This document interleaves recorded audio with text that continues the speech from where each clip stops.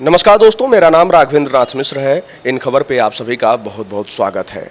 मध्य प्रदेश में विधानसभा चुनाव होने हैं। इस चुनावी यात्रा में हम लोग निकले थे। अभी हम लोग जबलपुर पश्चिम विधानसभा सीट पर हैं, जहां पे कभी ये सीट जो है बीजेपी का गढ़ हुआ करता था, लेकिन उस किले को भेदने वाले विधायक तरुण भनोत जी हमारे साथ हैं। भनोत जी, जिस तरीके से आपने 2008 2013 2018 इस किले को भेदा, तीसरी बार इस चुनावी अखाड़े में हैं आप जीत की हैट्रिक लगाने के लिए, किन मुद्दों को लेकर जो है जनता के बीच जा रहे हैं? देखिए, पहली बात तो मैं कहूँगा, मैंने किसी किले को नहीं भेदा, मैं किसी अखाड़े में नहीं हूँ। मैं और मेरा परिवार लगभग 100 वर्षों से यहीं पर निवास कर रहे हैं। लोगों का उपकार है, माँ नर्मदा की कृपा है, यहाँ के लोगों की दुआएं हैं। हमने तरक्की की, आगे बढ़े और हमारा ये सेवा का संकल्प और मजबूत हुआ। मैं चुनाव लड़ा एक जनप्रतिनिधि के रूप में, मैंने आशीर्वाद मांगा, मेरे क्षेत्र की जनता ने मुझे आशीर्वाद दिया। मैंने विपक्ष में विधायक रहते हुए, फिर पुनः विधायक चुने जाने के बाद मंत्री के रूप में और पुनः विपक्ष में रहते हुए जो मुझसे काम बने, मैंने ईमानदारी के साथ, पारदर्शिता के साथ अपने क्षेत्र में किए। मैं ऐसा मानता हूँ कि मेरे क्षेत्र के लोगों का मेरे ऊपर बड़ा आशीर्वाद है और हमारे उनसे जीवन संपर्क है, जिसके कारण उनका एक विश्वास मेरे ऊपर बना है और ये मुझे अंदर से और ये ताकत प्रदान करता है कि मुझे ईमानदारी के साथ काम करना चाहिए। तो मेरे लिए कोई राजनीतिक अखाड़ा नहीं है। माँ नर्मदा का पावन तट है, जबलपुर पश्चिम विधानसभा क्षेत्र है और यहाँ रहने वाले सभी मेरे परिवार के सदस्य मेरे बड़े हैं। बिल्कुल, बात जनता की हुई है तो जनता से हमने भी बातचीत किया तो उनकी एक प्रमुख समस्या निकल कर आई। लंगड़ा बुखार तो खैर इस समय शांति में है, लेकिन सबसे बड़ी समस्या उन लोगों को यही लगी, जाम की समस्या, ट्रैफिक वाली समस्या। देखिए, यहाँ पर जाम की समस्या इसलिए बनी है कि एक फ्लाईओवर का निर्माण हो रहा है, जिसमें अभी परसों एक दुर्घटना भी हुई, एक मजदूर की मौत भी हो गई। हम लोग लगातार ये मांग उठाते रहे कि व्यवस्थित किया जाए। सरकार की हठधर्मिता, कुछ नेताओं की अहम अहंकार, अव्यवस्थित ढंग से विकास होना चाहिए। विकास के हम भी पक्षधर हैं, सभी लोग चाहते हैं विकास हो, पर व्यवस्थित विकास होना चाहिए।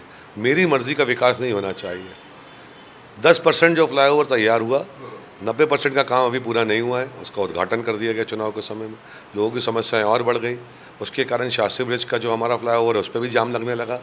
अव्यवस्था, और ये सब जनता देख रही है कि सिर्फ राजनीतिक श्रेय लेने के लिए भारतीय जनता पार्टी के नेता और 18.5 वर्ष की सरकार ने सब उल्टे सीधे काम किए हैं और इनका हिसाब संस्कारधानी जबलपुर की पूरी जनता, मध्य प्रदेश की जनता और ख़ास तौर पर जबलपुर पश्चिम विधानसभा के क्षेत्र की जनता ज़रूर इन नेताओं से लेने वाली है। जब आप वित्त मंत्री थे तो 3000 करोड़ की परियोजनाओं का प्रस्ताव रखे थे, उनमें से क्या हुआ? मैंने प्रस्ताव नहीं रखा था, हमने बजट में उसका वित्तीय स्वीकृति दी थी। चाहे माँ नर्मदा रिवर फ्रंट जो 800 करोड़ रुपये की लागत से बनना था, चाहे शहर नगर निगम जबलपुर की सीमा के अंतर्गत टाइगर सफारी की बात हो, चाहे शास्त्री ब्रिज के वर्तमान स्वरूप वैसे ही रहे और उसके ऊपर एक नया double decker fly over bridge बनाने की बात हो, चाहे मेडिकल व्यवस्थाओं की मध्य प्रदेश में और जबलपुर में उन्नयन की बात हो।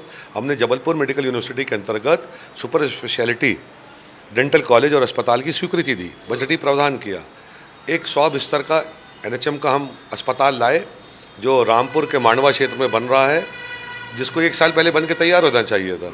बिल्डिंग बन गई है, पर सिर्फ श्रेय लेने के लिए कि उसका कोई लाभ मुझे ना मिले राजनीतिक रूप से, उन मरीजों के साथ भी खिलवाड़ किया जा रहा है जो गरीब परिवारों से आते हैं और जिनका वहाँ उस 100 बिस्तर के अस्पताल में इलाज होना था। चाहे बड्डा दादा खेल मैदान में मिनी स्टेडियम के लिए 40 करोड़ रुपये की बात हो, चाहे पंडा मड़िया के फ्लाईओवर की बात हो, चाहे तहसील चौक से आधार ताल तक फ्लाईओवर की बात हो, ये सब काम इनने रोक दिया। ये इनकी मानसिकता बताता है कि इनको जनता से मतलब नहीं है, इनको सिर्फ अपनी राजनीतिक रोटियां सीखना है। 18.5 वर्षों में मध्य प्रदेश को कर्ज के बोझ तले लाद दिया। यहाँ बिना भ्रष्टाचार के कोई काम होता नहीं है। 50% कमीशन की सरकार यहाँ पर चल रही है। ये डबल इंजन की सरकार में 4 गुना द्रुत गति से भ्रष्टाचार हो रहा है और साथ साथ हमारे नौजवान, बेरोजगार बेटे बेटियाँ सब परेशान हैं। छोटे छोटे व्यापारी GST से उनका नुकसान हुआ है और उसके कारण जो अप्रत्यक्ष रूप से बहुत सारे लोगों को रोजगार मिलता था, व्यापारियों का काम न चलने से उनका रोजगार भी गया है। बिजली सबसे महंगी मध्य प्रदेश में है। लूट हो रही है शिक्षा में, स्कूल के बच्चों की फीस लोग नहीं भर पा रहे हैं। अपने बच्चों को और बेटे और बेटियों की कॉलेज की फीस नहीं भर पा रहे हैं और मध्य प्रदेश सरकार मौन है। ये आयुष्मान का ढिंढोरा पीटते हैं। पिछले 2 साल से आयुष्मान के अंतर्गत अस्पताल मध्य प्रदेश में और जबलपुर में इलाज इसलिए नहीं कर रहे हैं कि उनकी 1000 करोड़ से भी ज़्यादा की राशि सरकार के ऊपर बकाया है। तो ये तो कमीशनबाज सरकार, भ्रष्ट सरकार और मध्य प्रदेश की जनता का संकल्प कि अगले 5 साल के लिए कांग्रेस पार्टी की सरकार माननीय कमलनाथ जी के नेतृत्व में बने और जो हम वचन दे रहे हैं उन्हें हम पूरा करें। आपने तो इसका जिक्र 2022 से ही करना शुरू कर दिया था, नए साल का पोस्टर से शुरुआत कर दी थी कि कमलनाथ सरकार आ रही है। देखिए, मेरे शुरुआत करने से नहीं होता है। जनता की भावना क्या है, जन भावना क्या है। आप मेरे पास बैठे हैं, मैं अपने पक्ष की बात कहूँगा। आप जो मेरे प्रतिपक्ष में चुनाव लड़ेंगे, जो आशीर्वाद लेने जाएंगे, वो अपनी बात कहेंगे। इस लोकतंत्र में, इस बाबा साहब अम्बेडकर जी के बनाए हुए संविधान के तहत जो इस देश में लोकतंत्र लागू है, इसमें जनता ही जनार्दन है। और कुछ नेताओं को इसे चुनाव में याद आता है, उनका विषय जनता जो होती है वो सिर्फ चुनाव के समय बनती है। और हमारे जैसे जो छोटे कार्यकर्ता होते हैं वो 5 साल ये प्रयास करते हैं 365 दिन कि हम अपनी जनता से जुड़े रहें, उनके सुख दुख में उनके साथ खड़े रहें। सब कुछ ना भी कर पाएँ तो कम से कम उनको ये भरोसा तो रहे कि हाँ, हमारे साथ हमारा चुना हुआ प्रतिनिधि, हमारा बेटा हमारे साथ खड़ा है। तो निश्चित तौर पर मध्य प्रदेश की जनता चाहती है कि कमलनाथ जी मुख्यमंत्री बने। मेरे चाहने से नहीं है, मध्य प्रदेश की जनता चाहती है, हर वर्ग के लोग चाहते हैं, हर समाज के लोग चाहते हैं, हर धर्म के लोग चाहते हैं। इसलिए कांग्रेस पार्टी की सरकार बनेगी, पूर्ण बहुमत की सरकार बनेगी, कमलनाथ जी मुख्यमंत्री बनेंगे। और जो उनका इतना लंबा एक राजनीतिक अनुभव है, अब जो केंद्र में उन्होंने काम किया, मध्य प्रदेश की जनता की इच्छा है कि छिंदवाड़ा की माटी के लाल कमलनाथ पूरे मध्य प्रदेश में 5 साल काम करें और छिंदवाड़ा मॉडल के तहत मध्य प्रदेश का भी विकास हो। बात केंद्र और प्रतिपक्ष की हुई है, तो जिस तरीके से बीजेपी ने केंद्र के नेताओं को इस चुनावी मैदान में उतारा है, आपके प्रतिपक्ष में भी वैसे ही नेता हैं राकेश सिंह बीजेपी से, तो उसका क्या प्रभाव पड़ेगा? ये तो भारतीय जनता पार्टी के नेताओं का निर्णय है। किसने किसको उतारा है उसका कोई प्रभाव नहीं होता। जो जनता के बीच में जा रहे हैं आशीर्वाद लेने, उनका बैकग्राउंड क्या है, उनका पिछला कार्यकाल क्या है, उनकी कार्यशैली क्या रही है, उनने कितना जीवन संवाद रखा है, क्या उनने छोटी छोटी समस्याओं को जनता के सुना है, क्या उनके सुख दुख में साथ खड़े हुए हैं, कभी अपनी तरफ से ये प्रयास किया है कि मैं लोगों से मिलूँ बैठूँ। बहुत ज़रूरी नहीं है किसी व्यक्ति के लिए, मैंने जैसा कहा विकास ज़रूरी है। हम जहाज़ उतार देंगे, जहाज़ जबलपुर में चल रहा है, जहाज़ में कितने लोग बैठते हैं? मेरी विधानसभा में 2.5 लाख मतदाता हैं, 2500 लोग ऐसे होंगे जो जहाज़ में बैठते होंगे, बाकी लोग उनकी सड़कें, उनका पानी, उनकी स्कूल की समस्या, उनके यहाँ सुख और दुख, वो बहुत महत्वपूर्ण है। वो उस विषय को जनता के किसने कितनी गंभीरता से लिया है और उनको हल करने का प्रयास किया है, जनता ये सब देखती है। जनता के बीच एक बात की नाराजगी भी है। नाराजगी इस बात की है कि कांग्रेस अपने उम्मीदवारों की सूची जल्दी जारी नहीं कर रही है, इसका प्रभाव पड़ेगा, जनता का ये मानना है। देखिए, हर पार्टी की अपना काम करने की रणनीति होती है। मैं अपने क्षेत्र में काम कर रहा हूँ एक कार्यकर्ता के रूप में, वर्तमान में विधायक हूँ। पार्टी, मैं तो काम कर रहा हूँ ना, जनता के बीच में जा रहा हूँ ना, काम कर रहा हूँ। पार्टी मुझे टिकट देगी, मैं प्रत्याशी के रूप में चुनाव लड़ूंगा, और नहीं तो जो मेरा काम है, जो मैं कर रहा हूँ, पार्टी जिसको, संगठन जिसको टिकट देगा उसके काम आएगा। तो ये भारतीय जनता पार्टी में दिक्कत है कि एक अनार 100 बीमार। कांग्रेस में ऐसा नहीं है।